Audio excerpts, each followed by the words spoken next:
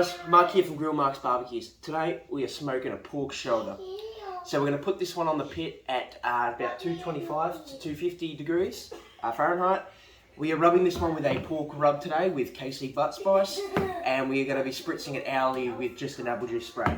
So the plan here is we're going to rub this one up quite well, place it on the smoker for about maybe 6 to 8 hours. If it starts to stall, we might wrap it after about 4 hours. We'll see how we go. And then once this thing starts to hit about 205 degrees Fahrenheit internal, we're going to pull it and we're going to do pulled pork in rolls. So let's get this thing rubbed up and put it on the pit. Okay, so just to give this rub something to stick to, we're just going to spritz some apple juice over the top and around this shoulder. Alright, now we're just going to rub her up quite well. The rub on the outside and be nice and smoky and flavoursome on the inside. So just get a bit under this fat here. You see inside the shoulder and the pull bit. I think we've got plenty of rub on this thing now. So smoker's heating up and we'll get this thing on.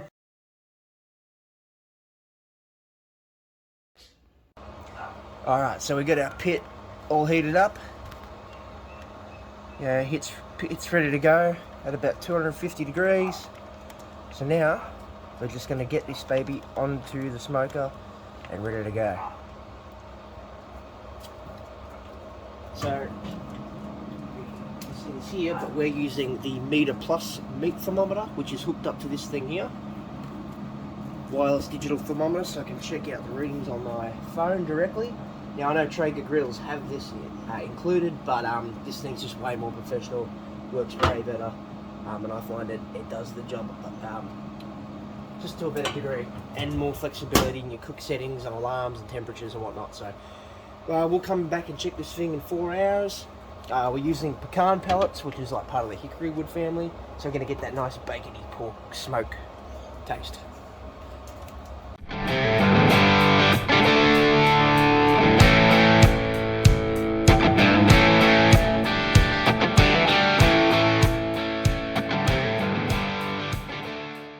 Basically, if you've ever barbecued on a pellet grill, it's the simplicity. So you're not managing the fire, you're not adding wood to your firebox, you're not having to micromanage and full baby the pit. You set and forget the temp, but make sure there's pellets loaded. Now you do give up slightly some of that controllability over the smoke flavour that you impart, but it still creates an awesome smoke ring, an awesome flavour.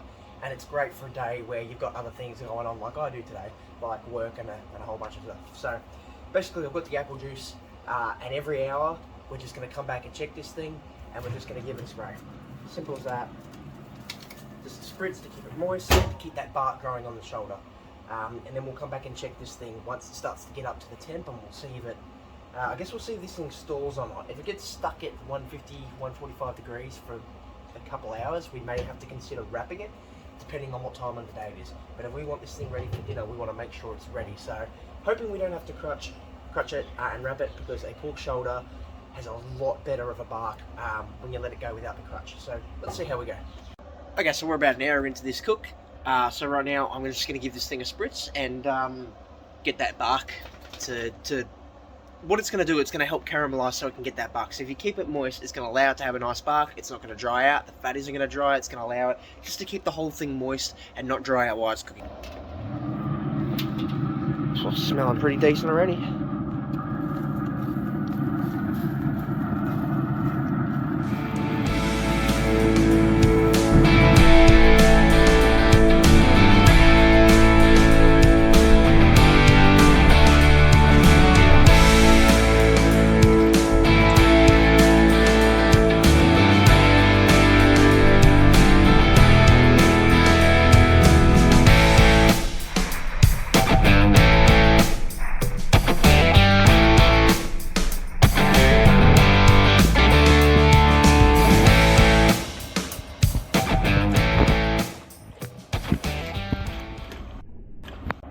So see that thin blue smoke?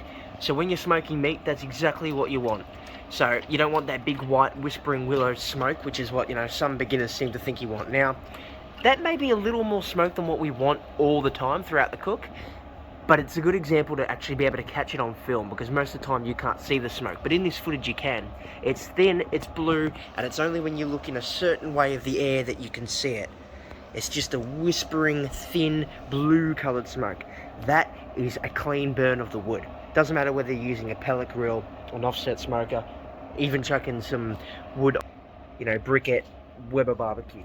That whispering, thin blue smoke is what you want. Now see this? That's starting to get a little heavy. It's still blue, but it's a bit thicker than the thin blue. Now the reason that is happening is because the pit is trying to bring up the temperature a little bit, which is fine. Start to burn the wood again, and the clean wood, it's going to take a second, but as long as it doesn't stay like that for an extended amount of time, you're going to be fine. Your fire and your smoke start to go clean. And like I said, this goes regardless of any pit that you're cooking on. Now it's starting to billow off a little bit and get thin and blue again. So yeah, it's going well. So with the pellet grill, another thing I like to do is see it, because the pellets fall into the hopper from the middle, sometimes these don't necessarily avalanche down, so every now and again when that hole builds up, I just like to sort of move them over. That way they all fall into the hopper, because what can happen is with the hopper, if it doesn't have a direct feed of pellets falling in and twisting through the vendor all the time, the system, the computer in the pellet grill seems to think that there's no more pellets feeding, and so what it does, it sort of stops flaming, and so when the pellets finally do fall in again, it starts to smoke and light up, and you get all that puffy, white, horrible smoke that we don't want, because of course with smoking barbecue you always want a very thin blue smoke. So I just like to keep that there, that way the auger can always pull through the pellets into the hopper. Okay, so we're about 4 hours into the cook now, and we're sitting at about 160 degrees, and it's been stuck there for about 20 minutes, so a little too early to tell if we're heating into a stall and it's going to get stuck at that temperature. It may just start to crack up, so we'll leave it another half an hour or 40 minutes, and if it still struggles to move out of the low 160 degrees area, then we may have to wrap this thing and crutch it to speed up the cook process. But it's only midday. I'm happy to let it go up to another 6 hours if we need to without crutching it. So let's just see how that goes. But as you can see here, we're looking pretty damn good. Look at that. Whew.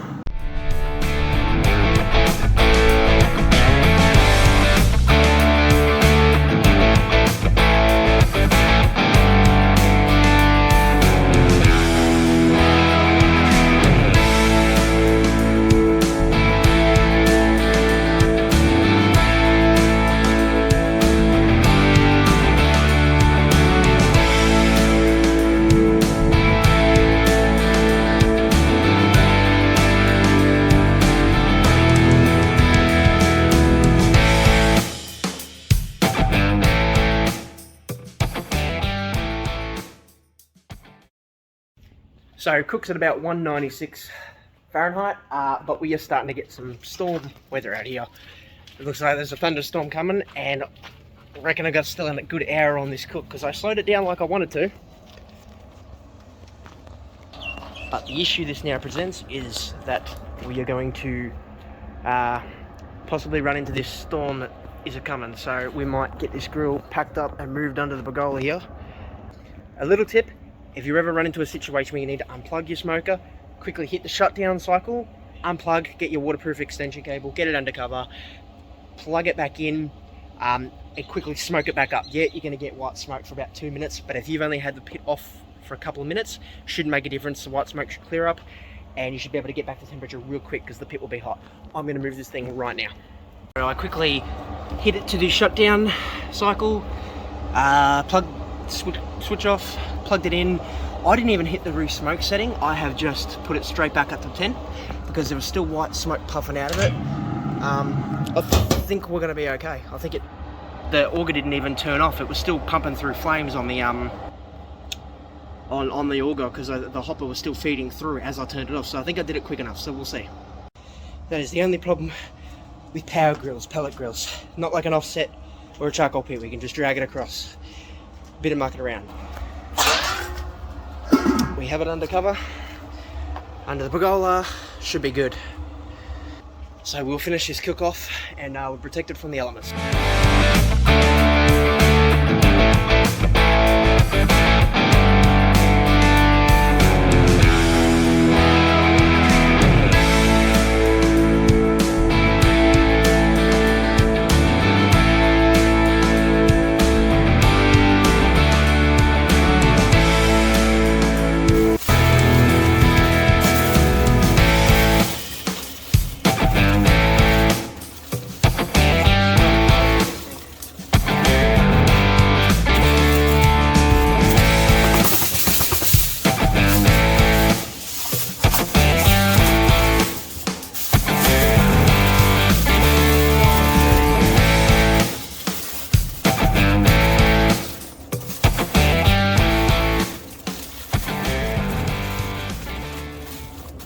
going to take this thing in, let it rest for about 40 minutes to an hour, or maybe half an hour, depends how hungry we get, and then we'll pour it up. Alright, let's pull this thing apart, guys. Time to rip it open.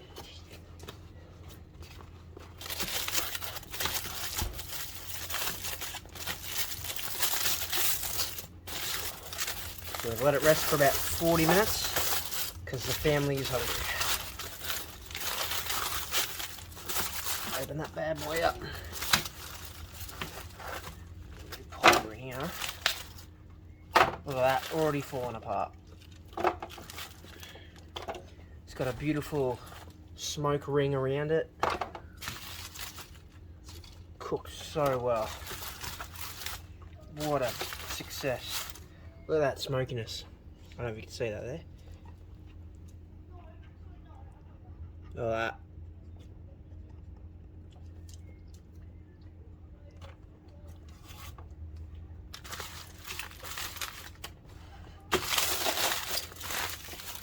So what we're going to do is pull it apart. Just going to grab our meat claws. Deal, this is pulling apart. There is not much force here at all. Well, after about maybe 10 hours, let's say 30 minutes to settle the meat and prep, 8.5 hours cook, and maybe 40 minutes resting, let's say between 9 and, yeah, maybe 9, 10 hours close to. The perfect bloody smoked pulled pork, isn't that? Absolutely gorgeous.